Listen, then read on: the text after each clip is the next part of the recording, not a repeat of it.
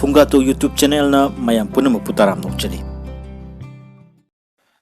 Aikhoi pumnamaki Jananeta Hijam Irabot mayamna Lamyanba Hijam Irabot haina kaunariba athauba asina iramdam Manipur asigi kathokpaga loinana tawiramba thabaksing pallubada loiba nairaroi. Lamyanba Hijam Irabotna tawiramba thabaksing khara ningsingba oina mahaki punchigi samlappa warida yumpham oiriba video asi loiba phawba yengminase. Hijam Irabot September ki tarik kuntra 1896 ta Pisum oinam laikai da poke. Apokpa mapagi mingna Hijam ibungohal sing amadi apokpi mamagi mingna chongtham ningol thambal nganbi kawi. Hijam Irabot yamna angang oiringai apokpa mapa laikhide. Mapa laikhidraba matungda apokpi mamaga loinana moirang khomda leiba mane saugaijam ibetongi yumda laktuna laikhi. Pikmingai Hijam Irabot mina laksaba yadaba mina mibu hanthana yengba amadi mina mibu namthabagi chatnabigi mayokta lairame. Masigi khudam haibabu Hijam Irabotna Johnston Higher Secondary School da class 5 tamlingai oja amana chhatra amabu yamna tamthiba maongda makhongna phawba kauduna warakhibagi mayokta luchingduna yamna kanna iho howduna oja adubu lale phawba haijahanke. Matam aduda mahakna Satragi Sangstan Bal Sangha amadi Chatra Samelan linkhalami. Johnston Higher Secondary School da class 7 phawba tamlamlaga mahaki manigi machanupa Saugaijam Somarendroga loinana 1913 da Bangladesh ki Dhaka da chatuna Pugos High School da class 9 phawba tamlami. Adubu selthumgi phibamna maram oiraga larik tamba tokthoklaga Manipur da halakpagi mahutta Agartala romda chalami. Agartala dagi Manipur da halakpa matamda apokpi mama nongaduna leirame. Matam aduda maga yamna luna tinaba ningthau churchangi korta thabak tawduna leiba wangkhaidagi maibam samdiengi yumda Irabot leirame. Masidagidi ningthaugi imung manunga aphaba mari lainarakpadagi Churchan Maharashki mayambagi machanupi Khomdonsana ga luhongki amadi Sadar Panchayat ki member hapke.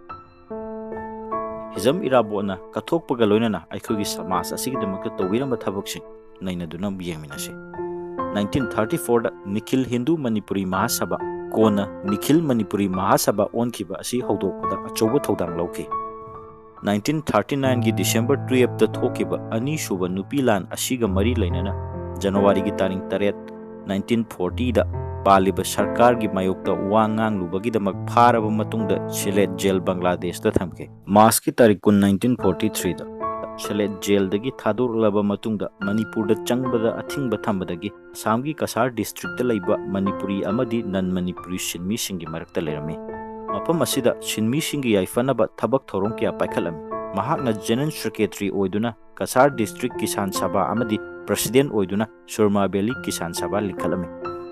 Asida sunatana Assam Kisa Sabha CPI Assam Provincial Committee amadi Assam Student Federation haudorakpada achoba thodang lauruke. 1946 da Assam Provincial Legislature Assembly election da Silchar constituency da CPI gi candidate oina vote lepami adubu vote poke. March 1946 da Manipur da halakpagi permit piraba matungda Manipur da halaktuna. April 1946 da Manipuri Praja Mandal haudoki. Asida chunatana August ki tangkul humdoi 1948 ta ihan hanba oina Communist Party of Manipur form tauki. Amadi 1948 ta pangthokpa Manipur Assembly election da Ulau constituency da Krisak Sabha ki candidate oina vote karami.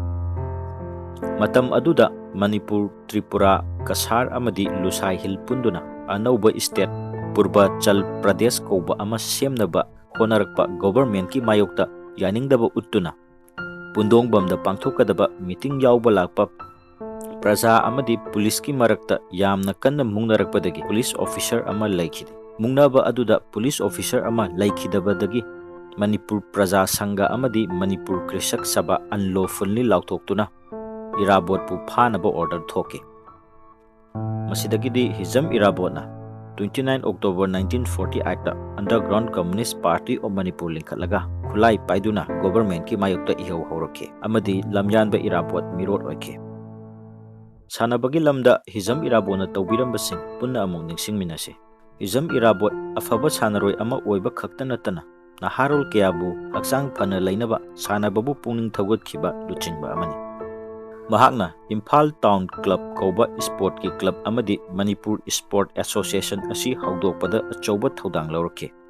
Hijam Irabot football, hockey, cricket, tennis amadi Manipur gi masana kan phajana sanaba hairami. Art and culture gi lamda Hijam Irabot na tawbirambasing punna amok ningsingminase. Hijam Irabot 1915 dagi 1920 adwai matamda Bengali londa sanaba drama sing da saruk yarami. Asida sunatana Narasing Sati Kongnang Arepa Marup amadi Debla Devi kauba drama sing da saruk yake. Amadi 1931 da haudokhiba Manipur Dramatic Union asigi founder member. Manipuri literature gidamak Hijam Irabot na tawbirambasing punna amuk yengminase. Laik laisuda mithoi mi henduna lakhiba Hijam Irabot saireng isai amadi wari lairik kaya ama irami. Mahakna iramba khara ningsinglabada Saidam Saireng December ki tarik mari 1929 da Manipur State Darbar na laiduna class 5 ki satrusingna tamlami. 1931 da Mohini kauba Nobel, 1933 da Dalit amasung Darkhas iba Imagi Puja hariba Sairengi lairik asi mahakna Sylhet jail da lairingai da ibirambani adubu mahakna laikhidraba matung 1987 da phongke. Asida sunatana Manipur Sahitya Parishad haudorakpada achauba thaudang lauba khakta natana 1937 dagina 1938 phauba General Secretary oina thauporami. Hijam Irabot September tarik kunga taruk 1951 da Indo-Myanmar border da leiba Ango Hills hariba mafam asida aroiba yahip tanki.